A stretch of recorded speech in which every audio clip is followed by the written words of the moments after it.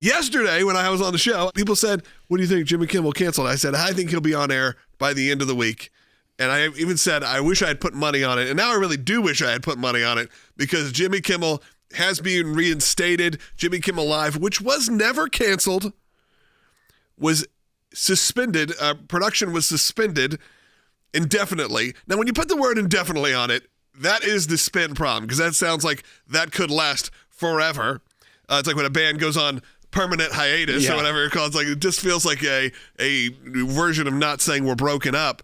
Now, Jimmy Kimmel returns tonight, but sort of the big swerve is that both Nexstar and Sinclair Broadcasting, which again holds a massive amount of the affiliates, which is actually what you're watching. When you're watching ABC in your local market, you are not watching ABC. You're watching ABC programming on an affiliate station. I know it can get a little confusing, a little hairy. Now, most of the time, to have a deal with ABC or have a deal with these networks, they do have to carry the primetime main programming. However, late night has actually always been one of those things that has gone in and out. Jimmy Kimmel in certain markets is on at 11. Certain markets is on at 10:30. Certain markets on at 11:30. It would just depend. I remember growing up when we were in Orlando, he would always start 30 minutes after the other shows because the local news preempted Jimmy Kimmel. Now, that being said, though, Sinclair Broadcasting, Nexstar, that accounts for a large percentage of the affiliates, which means a lot of you watching right now are not still going to be able to get Jimmy Kimmel Live in your local market. And the reason I present the question of is it a PR stunt is that, once again, no one was really talking about these shows until Stephen Colbert, they announced Stephen Colbert was going to go off the air next year. And ABC very likely could have been like, you know what? We need a little bit of that. We need a little bit of that love that's coming in. I'm not saying that's what happened, but maybe even the Jimmy Kimmel producers said that and said, you know, what's going to happen here? What can we do to kind of get some people paying attention to the show we're doing right now? You know, that's the conversation that's happening. Maybe they decided, let's push it over the line a little bit more in the wake of the Charlie Kirk tragedy. What can we do to get people interested? Because you know what? I'll be honest, and if you're being honest with yourself, there's a good chance you would at least watch that opening monologue tonight if it was available in your region, in your household. A lot of you won't have it, but there's a lot of you that would have. Ratings will spike tonight. It's not unlike the Cracker Barrel situation, which I believe the Cracker Barrel situation, if I was a betting man on that, the entire thing was a publicity stunt. There was never a plan on it being turned into what it was. I've been saying that since the very beginning. The marketing department is always a step in front of the consumer. I think there's at least cleanup happening now at ABC. They did have a lot of backlash within Hollywood, a real protest to the streets. So a lot of people said, this is what finally got you to protest? Not, October 7th, not any of these things. What got you to protest was a show you likely didn't watch was getting taken off the air temporarily. That's right. And when you look at the reaction, how widespread it was in the entertainment industry about Jimmy Kimmel being taken off the air, the silencing of his free speech, one, all that was ridiculous. But also, if the Trump administration silenced Jimmy Kimmel, are they responsible for bringing him back? I'm very confused about how this fascism that they allege works when he's joining the lineup again tonight. Obviously, this is a whole free speech discussion. This is a media discussion that goes beyond ABC. It is funny to me to see the left going on rants to cancel Disney Plus after the far right did that for what I feel like was the last 4 or 5 years of saying cancel all of your Disney, boycott Disney. I realized I don't think there's much that Disney can do for me to cancel my subscriptions or not go to Disney World. I realize whether it's the far left or the far right, I'm somewhere in the middle, which is probably where everyone is going. Just entertain me, put on a good show. I don't even care if I disagree with the politics. I'll still enjoy it if it's a good, well-produced production. I think Disney's kind of flaw in this entire spot was they should have said, which, look, I have to give it to Fox. They always do this for Gutfeld, is whenever there is a big breaking news story or a national tragedy, something like that, they say, hey, we're preempting the show tonight. We're going to take a breather. We don't want to inflame anything. And they do that in general. Because why? That show is inherently political. It's on Fox News. Right. But so are these shows now. They didn't used to be, but now they are inherently political. If you think you can tune in and watch, and I'm not talking about a joke about the president. That should always be on the table. That should be something that is happening. That's pop culture. That is culture. But when you're talking about political commentary, that is what those shows had become, whether it was Stephen Colbert or Jimmy Kimmel, and to a lesser extent, but still Jimmy Fallon, where it felt like he was pressured But Seth into doing Meyers, it. who follows him, was exactly the same Seth as the others. I think is unwatchable because of how much it is just a political commentary show at 12:30 at night. Right, which is the last time you actually really want to be watching that. You should probably just go to sleep at that point if you feel like Seth Meyers is something you need to watch. But I think this is interesting because, as you mentioned, Nexstar and Sinclair, that's about 25% of the TV viewership audience just between those two networks of affiliates. That is a big portion of the country. That's a big portion of ad revenue. Obviously, Disney is going to see, and ABC is going to see, probably the biggest ratings they've had in a long time for his show. I would even expect with that 25% chunk taken out, because I don't know how many people in those markets were watching it in general. Yeah. We know that the ratings were low. It wasn't doing great. There was only about 220,000 in the demo that were watching. I feel like they can make that up in Los Angeles alone tonight with the Solidarity watchers that are going to be doing it.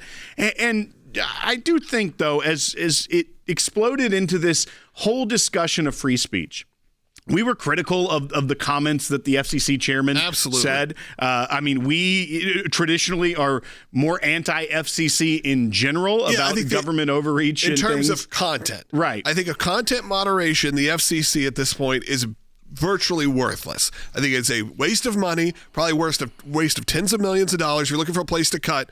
It is a good place to start looking. Now, do I think the FCC serves a good purpose? Yes, because there are things like air traffic control, the way that the sound is, and the way we connect on different things. There's a lot of things in terms of communications that do need some government assistance and make oversight because for our own safety. Right. I believe that is 100%. What I'm talking about is a group of people listening to the radio and watching television and deciding what is good and what is bad, what is moral and what is immoral, because the line is so blurry. This is not the 1950s. This is not the 1960s. What they're allowed to do on terrestrial television, over-the-air television, or whatever you want to call it, the basic networks, is so far and beyond maybe why the FCC had this in the first place. I mean, remember, you go back in just our lifetime, not our lifetime, but our parents' lifetime, Lucy and Ricky slept in separate beds. I mean, that's how extreme it was. And a lot of that was regulation. Right. Was what was decent on the air. Now look at what you've been watching on ABC, CBS, NBC, these networks, whether that's from their comedy sitcoms, whether that is from their dramas, whether that is from their comedy late night shows. If you look at all of that, and you can tell me that it's G-rated, what are we talking about now? So you have a whole group that now, when the FCC started to say something like this, I don't like it. I don't think it's necessary. I think the FCC at this point needs to stay out of content moderation. This is my opinion, by the way, not the organization's opinion. We haven't really done a deep dive organizationally, but this is just someone I'm always side on away from censorship, but I also don't like the idea of the government getting involved. They've gotten involved a lot in religious broadcasting over the years. I was talking to one of my friends, you know his name, a longtime family in Christian television, and he said, his family had to go talk to the FCC so much in the 80s, the amount of money they had to waste because they were just trying at that point talk about Jesus on the air. That is what happens when the shoe is on the other foot. That's exactly why we pushed back against things like the fairness doctrine for so long as an organization, is because the heavy hand of government wasn't wielded even-handedly. It was going after mostly religious broadcasters and trying to force religious broadcasters to showcase the other points of view about faith on religious broadcasting. That on their own networks. Right. Yeah. But this is an interesting question. This comes from YouTube that says, if Jimmy Kimmel had asked ACLJ to defend his free speech rights, what would the ACLJ do?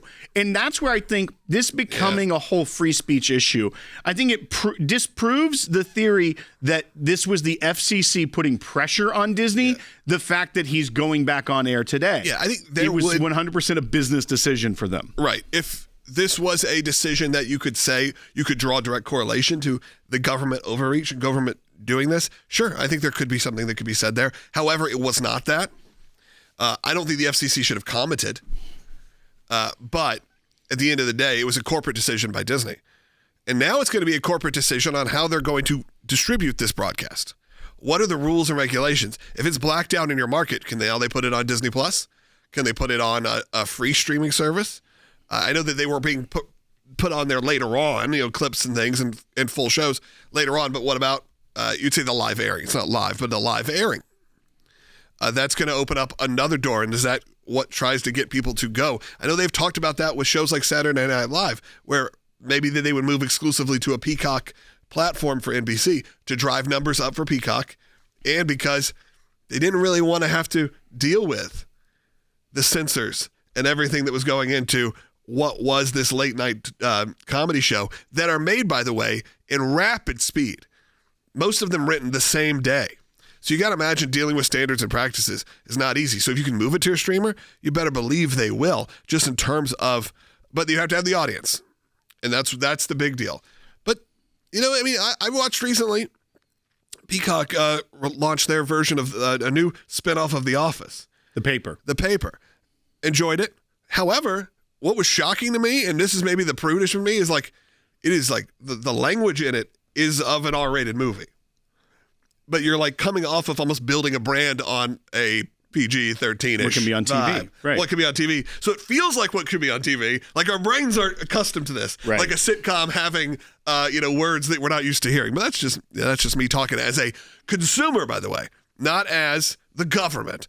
You want to take a phone call? Let's take a phone call. Yeah, let's go to Ronald calling from South Carolina. Ronald, you're on Seculo. Yes, thanks for taking my call. Yeah, I see all the late-night shows, and I think that Logan literally hit the nail on the head, that it is literally just a platform for the liberal left to use and to bolster their point of view, because there are very few shows, especially on the national TV, where the conservatives actually have a platform to voice their opinions. Yeah, Ronald, I think your other thing would be that Greg Gutfeld became the number one late night show in the country almost immediately after launch.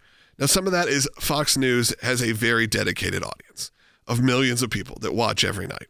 But he got in that discussion real quick, and he's cable, and the rest of them are, again, traditional networks, ABC, NBC, Fox. But what you can obviously take from that is that doesn't really matter anymore.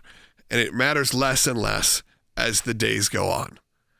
So once again, as I said, if we were policing these things, if they were still being the FCC of the 50s and the 60s, which I don't believe they should be, by the way, but if you were that, okay, you could say, all right, well, they highly police what goes over the air. But that hasn't been the case.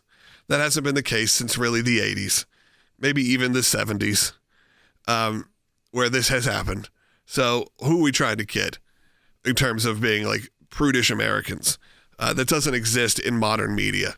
There are great options for that, by the way. If you're looking for clean entertainment, obviously I'm all about it. I'm all for it. Whether that's Christian music, whether that's Christian television, or there's options like Great American Family, which really spun off the idea of you can no longer trust a lot of what felt like the family safe Hallmark, like you just mentioned, Lifetime type even things. with the Office spinoff.